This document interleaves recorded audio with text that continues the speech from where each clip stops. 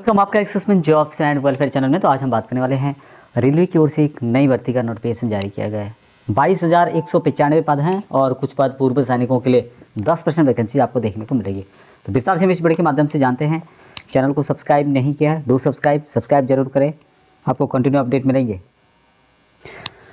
तो Indian railway की तरफ से नोटिफिकेशन है CN नंबर 09/2025 और इन्वाइट किए गए एप्लीकेशंस। हालांकि ये नोटिफिकेशन काफ़ी पहले इनके द्वारा जारी किया गया था, लेकिन ऑनलाइन के माध्यम से अभी अप्लाई करना शुरू हुआ है।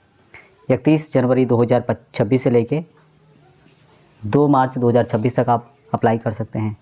अभी यहाँ पर कुछ एप्लीकेशन वगैरह फ़ीस 4/3/2026 तक दे सकते हैं। करेक्शन वगैरह करना है विंडो में, तो इसके लिए आप 5 मार्च से लेके 14 मार्च 2026 तक कर सकते हैं। वैकेंसीज इनके द्वारा तो बताई गई है 22,195, जिसमें कि 10% वैकेंसीज पूर्व सैनिकों के लिए है। अभी यहाँ पर देख रहे होंगे सैलरी के बारे में बताया गया है। 7th CPC के अंतर्गत 18,000 ये बेसिक है। इसके अलावा यहाँ पर 60% आपको DA दिया जाएगा। तो बेसिकली यहाँ पर 35-36 से ऊपर आपको स्टार्टिंग में सैलरी मिलने वाली है। मेडिकल स्टैंडर्ड भी यहाँ पर एज़ पर नेक्स्ट 1 में बताया गया है। 33 साल यहाँ पर मैक्सिमम इनके द्वारा बताई गई है। कौन कौन से ट्रेडों की वैकेंसी यहाँ पे रहने वाली है या कौन कौन से डिपार्टमेंट के अंतर्गत रहेगी, डिजिग्नेशन क्या क्या होगा, यहाँ पे आप देख पाएंगे। असिस्टेंट TRD होगा, इलेक्ट्रिकल का असिस्टेंट ऑपरेशन इलेक्ट्रिकल। अभी इलेक्ट्रिकल मतलब ये नहीं है कि आपसे कोई डिप्लोमा या फिर ITI मांगा गया है, ऐसा कुछ भी नहीं है। लेकिन उनके साथ ग्रुप D का काम क्या होता है, हेल्प करना होता है। Assistant TL and AC, assistant signal and telecommunication, pointman की वैकेंसी, असिस्टेंट ट्रैक मैकेनिक की, ट्रैक मेंटेनर की, assistant bridge, assistant garage and wagon, assistant loco shed की, असिस्टेंट ROA की, असिस्टेंट ऑपरेशन की, असिस्टेंट लोको सीट की और assistant SNT की। ये यहाँ पर वैकेंसी रहने वाली है। इनके लिए एजुकेशन की बात की जाए तो मात्र और मात्र सिर्फ 10वीं पास। बाकी आप यदि 10वीं पास हैं तो आप इन वैकेंसीज़ के लिए एलिजिबल रहेंगे। 10वीं पास जो नहीं है, इन्होंने ITI किया हो, अप्रेंटिस किया हो, तो वो अलग इशू है। लेकिन मात्र 10वीं पास वाले पूर्व सैनिक 10वीं पास होते ही हैं, उनके लिए वैकेंसी। अभी वैकेंसीज़ की डिटेल यहाँ पे बताई गई है। मुंबई के अंतर्गत कितनी वैकेंसीज़ है, यहाँ पर इसका कॉलम दिया गया है।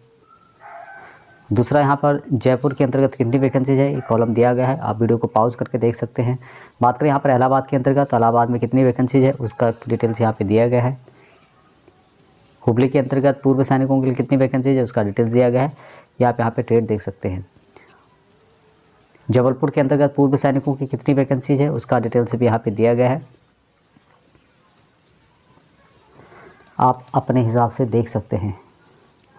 भुवनेश्वर उड़ीसा के अंतर्गत, जो कि ईस्ट कोस्ट रेलवे है, और यहाँ पर पूर्व सैनिकों के लिए किस कैटेगरी में है, किस डिपार्टमेंट में है, पोस्ट का नाम क्या है, उसकी डिटेल्स यहाँ पे दी गई है। Bilaspur south east central railway, पूर्व सैनिकों के लिए ये कॉलम है। यहाँ पर वैकेंसीज आप दिला सकते हैं, जिसमें भी आपको अप्लाई करना उसके हिसाब से। न्यू दिल्ली के अंतर्गत बम्पर वैकेंसीज आपको मिलेगी। यहाँ पर 353 वैकेंसीज, आपको 106 वैकेंसीज है। इस तरह से आप देख सकते हैं।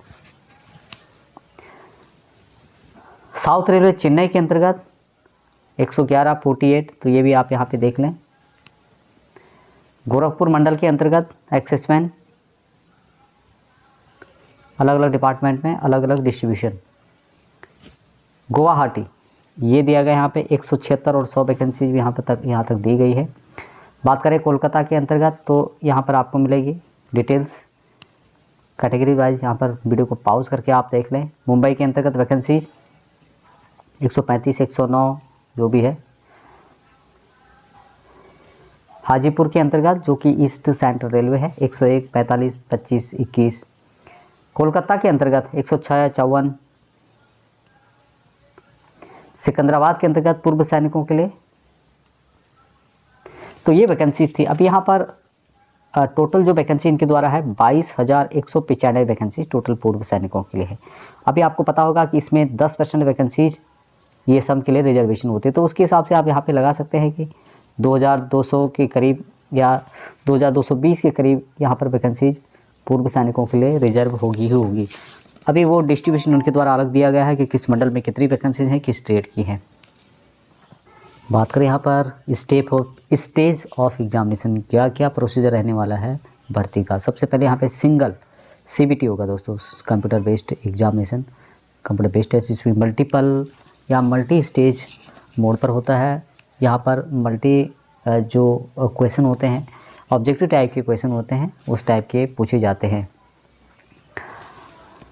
उसके बाद यहाँ पर जो होता है फिजिकल एफिशिएंसी टेस्ट होता है, कुछ वेट वगैरह लेके जाना पड़ता है, कोई डिस्टेंस देंगे आपको। उसके बाद यहाँ पर होगा डॉक्यूमेंट वेरिफिकेशन जो कि मेडिकल के बाद होगा। ये यहाँ पर प्रोसीजर है, लेकिन सबसे इम्पोर्टेंट यहाँ पे है CBT, एक ही एग्ज़ाम है जो मेन है लिखित। किस टाइप के क्वेश्चन पूछे जाते हैं उसकी डिटेल्स यहाँ पे बताई गई है। नेगेटिव मार्किंग आपको देखने को मिलेगी जो कि 1/3 इनके द्वारा रखी गई है। अभी यहाँ पर एजुकेशन क्वालिफिकेशन जैसे मैंने बताया था मात्र 10वीं पास वाले हैं। मेडिकल स्टैंडर्ड क्या क्या रहने वाला है, A2, A3, B1 और B2। ये यहाँ पर महत्वपूर्ण है, जिसकी आँखों में प्रॉब्लम है या आँखें या चश्मा लगा हुआ है तो वो भी यहाँ पे आप देख सकते हैं, उसके हिसाब से अप्लाई करने के लिए जो इनके द्वारा एज बताई गई है मैक्सिमम 18 से लेके 33 साल इनके द्वारा बताई गई है। पूर्व सैनिकों को एज रिलैक्सेशन एज पर सेंट्रल गवर्नमेंट रूल के अनुसार दिया जाएगा। तो यहाँ पर सिंपली है कि जो भी आपकी एज है उसमें से जितने आपने सर्विस की हो माइनस करने के बाद 3 साल की और यहाँ पर जो छूट है अनरिजर्व और ईडब्ल्यूएस कैटेगरी को दी जाती है। OBC NCL को 6 साल तक की छूट और SC ST को 8 साल तक भी छूट यहाँ पर दिए जा रही है। तो आप लगा सकते हैं कि 33 साल मैक्सिमम है, उसके हिसाब से कितनी छूट यहाँ पर दी जा रही है। यदि कैलकुलेट आप करते हैं इस तरह से अपना एज का तो 33 साल से ज़्यादा नहीं आनी चाहिए। तो एक्सेसमैन के लिए एटलीस्ट जिन्होंने 6 मंथ सर्विस आफ्टर अटेस्टेशन कसम पीरियड की बात किया है वहाँ इन वैकेंसीज़ के लिए अप्लाई और एलिजिबल नहीं है। एजुकेशन क्वालिफिकेशन की बात हो गई है। बात करें यहाँ पर एग्ज़ाम फ़ीस की तो मात्र 250 रुपये है एक्स-सर्विसमैन के लिए, और ये भी आपके 250 रुपये भी वापस आ जाएंगे जब आप यहाँ पर CBT 1 अटेंड कर लेंगे। अटेंड करना ज़रूरी है और उसके बाद आपके अकाउंट में वापस आ जाते हैं। और यदि इम्पोर्टेंट जानकारी की बात यहाँ पर की गई है तो वो भी आप यहाँ पे देख पाएंगे। जो मेन जानकारियाँ थी एज ए एक्स-सर्विसमैन उनके लिए कौन कौन सी इम्पोर्टेंट जानकारियाँ हैं या होनी चाहिए वो मैंने आपको यहाँ पे बताने की कोशिश की है। और नोटिफिकेशन में और डिटेल्स यहाँ पे दी गई है तो उसको भी आप यहाँ पे देख पाएंगे। अभी यहाँ पर जो number of questions each of 1 mark का होता है, किस तरह से पूछा जाता है। एग्ज़ाम 90 मिनट का टोटल टाइम दिया जाता है। जनरल साइंस से रिलेटेड 25 क्वेश्चन आते हैं, मैथमेटिक्स से रिलेटेड 25 क्वेश्चन आते हैं, जनरल इंटेलिजेंस से रिलेटेड 30 क्वेश्चन आते हैं, जनरल अवेयरनेस से रिलेटेड और करंट अफेयर्स के 20 क्वेश्चन आते हैं। नंबर ऑफ़ क्वेश्चंस 100 होते हैं। 1/3 आपको नेगेटिव मार्किंग देखने को मिलेगी। अभी यहाँ पर कुछ इनके द्वारा मिनिमम परसेंटेज भी बताया गया है कि कितना आपको लाना ज़रूरी है। मिनिमम परसेंटेज अनरिजर्व के लिए 40%, EWS के लिए 40, OBC के लिए भी क्रीमिलियर के लिए 30, SC के लिए 30 और ST के लिए 30। ये कम से कम आपके यहाँ पर एलिजिबल मार्क रखे गए हैं। अभी क्वेश्चन किस तरह से पूछा जाएगा, क्या उसका डिटेल्स रहने वाला है, किस सब्जेक्ट को कवर किया जाएगा, मैथमेटिक्स में क्या क्या पूछा जाएगा वो जानकारी दी गई है।